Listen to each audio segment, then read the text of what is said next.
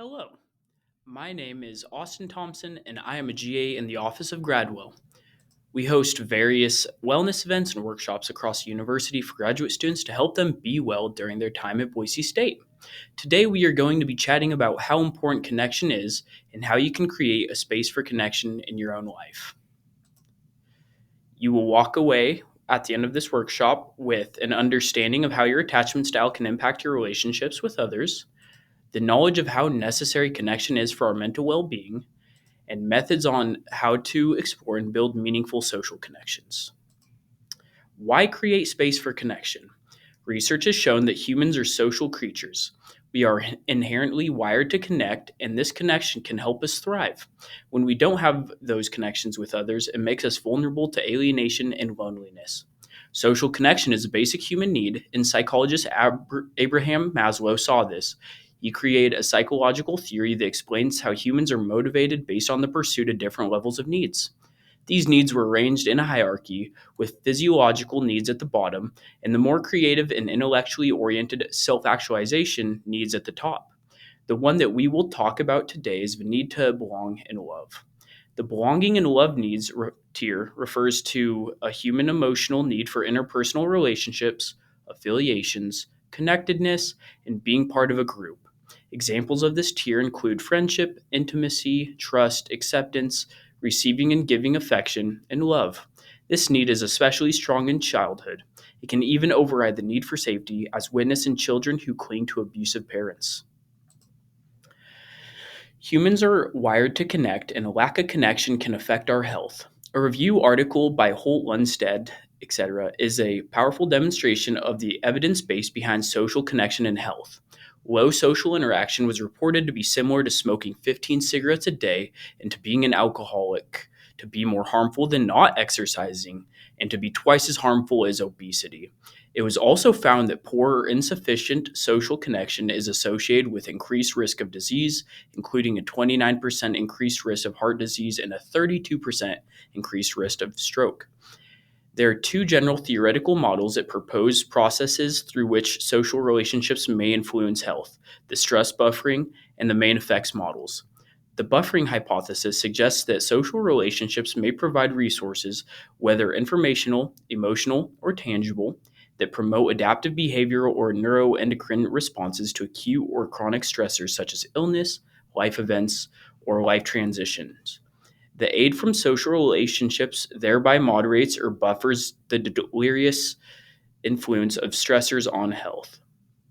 The main effects model proposes that social relationships may be associated with protective health effects through more direct means, such as cognitive, emotional, behavioral, and biological influences that are not explicitly intended as help or support. Knowing that we all need connection, there is an explanation for how we build social connections that began in infancy. When our caregivers took care of us as infants, they were regulating our emotions by meeting our needs, such as our needs for sustenance and comfort. Each time we are soothed, our inner brains began learning how to regulate our own emotions. As our caregivers regulate our emotions, we built a stronger attachment with them, reassuring us that they were reliable and dependable to meet our needs. This attachment with caregivers gives a baby deep, abiding confidence in their world. This attachment is the secure base that allows us to explore our world. We carry this secure attachment with us as we grow up, blending into the relationships we have with ourselves and others. Psychologist John Bowlby described attachment as a lasting psychological connectedness between human beings.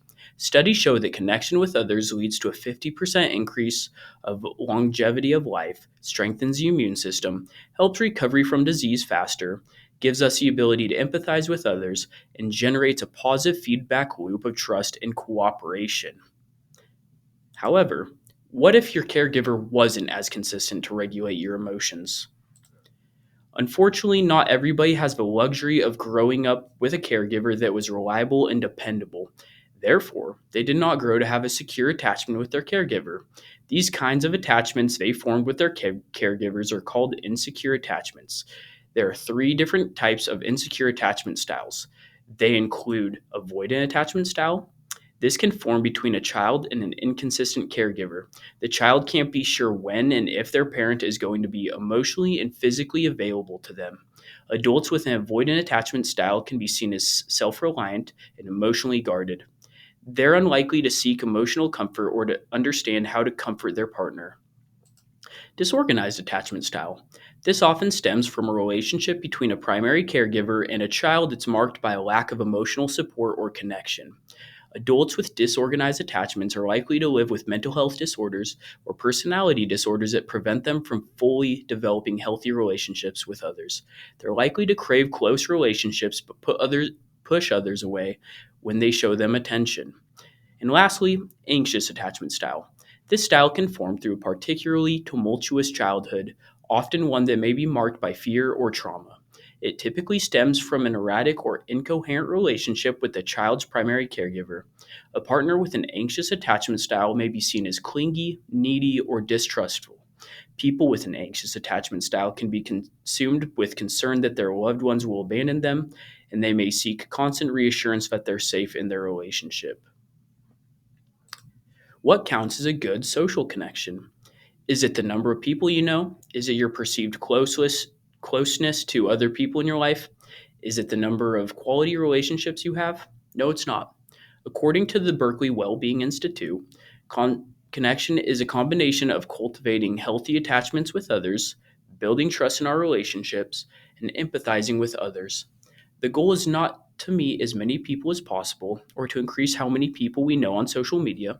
The goal should be to find the people that make us feel really good about ourselves, make us feel less lonely, and make us feel well supported. What do you believe counts as a good social connection? Think back to an experience in which you felt truly connected with an individual or group, like peer groups, accepted by your coworkers, part of an athletic team, or part of a religious group. What qualities of this experience helped you feel connected? Take a moment to ponder these questions and complete this activity. The opposite of connection is loneliness. We all know the importance of connections, but before we talk about those developing spaces for connection, we have to look at the opposite of connection, loneliness. It's important to discuss loneliness so we can better lean into connecting with others. In 2015, Dr. Vivek Murthy, the Surgeon General of the United States, explained that we are in an epidemic of loneliness. Loneliness and social isolation increase the risk for premature death by 26 to 29%. Loneliness is a common theme that many graduate students are struggling with, and especially in the age of social media, it feels even more difficult to build meaningful relationships in person. The National College Health Assessment's Spring 24 data indicated that 44% of graduate students are experiencing loneliness.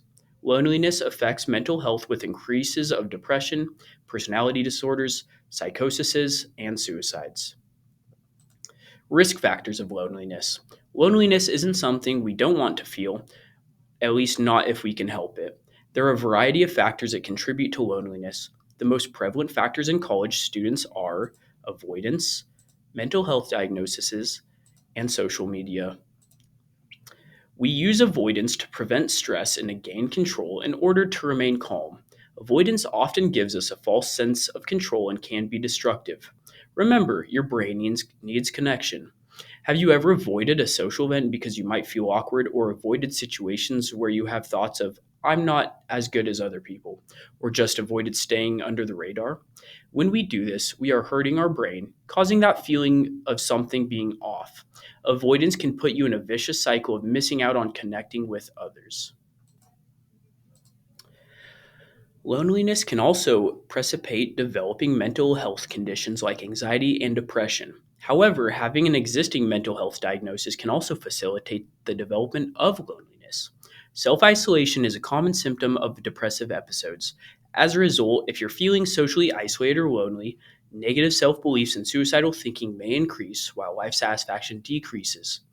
Because socialization takes practice, chronic loneliness can also lead to or exacerbate already existing social anxiety. Having a strong support system is a protective factor against anxiety. So, if you don't have that support, your general anxiety levels may increase and you could have a more difficult time with emotional regulation. Social media. While social media allows us to stay in touch with our friends and family, it is not a genuine replacement for social connection that occurs in person and can often exacerbate the loneliness we feel, especially when you are comparing yourself to the content are sharing online. Researchers concluded that young adults who turned frequently to social media seem to feel more socially isolated than their counterparts who did not. With this new perspective on loneliness, how might it encourage you to reach out to people more? Now that we have some ideas on how to reach out to people more, let's identify the people we could reach out to more. You may have more social groups than you realize. Maybe you even avoid some of them in fear or sometimes for good reason. Let's start with the circle of support. Think about the different types of groups you are a part of. These groups can be the people you know from your gym, places of worship, school, work, sports teams, clubs, neighbors, family, friends from back home, support groups, roommates, etc. The circles stemming from the relationship domain represent the supportive people that you know. Write their names down. These people could be someone who is close to you, friends/slash colleagues from your program, or someone that you've had a few interactions with.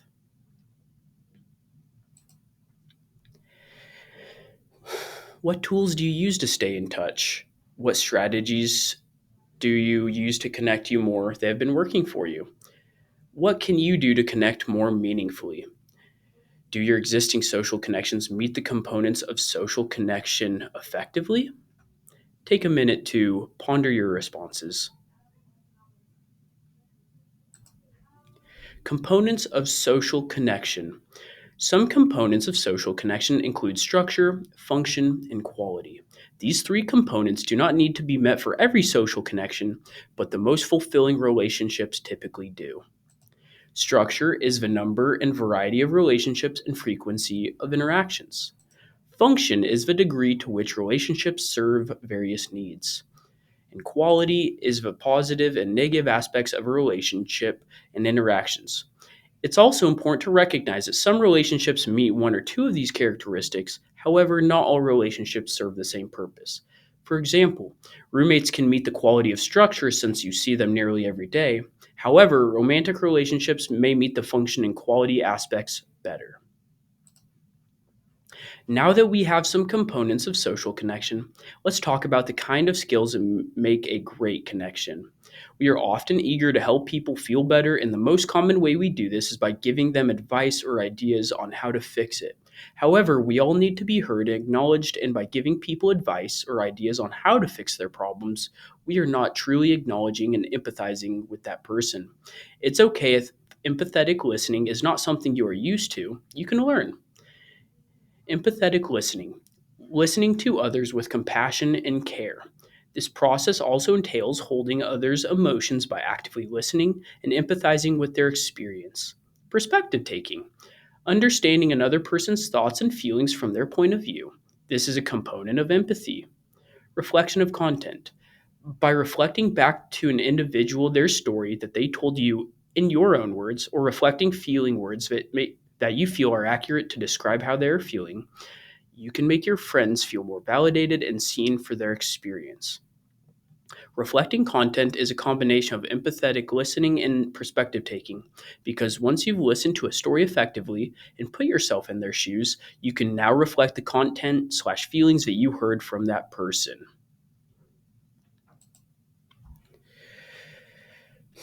As this quote says, a 5-minute conversation can make all the difference in the world if the parties participate actively. To make it work, you have to set aside what you're doing, put down the memo you were reading, disengage from your laptop, abandon your daydream, and bring your attention to bear upon the person you are with.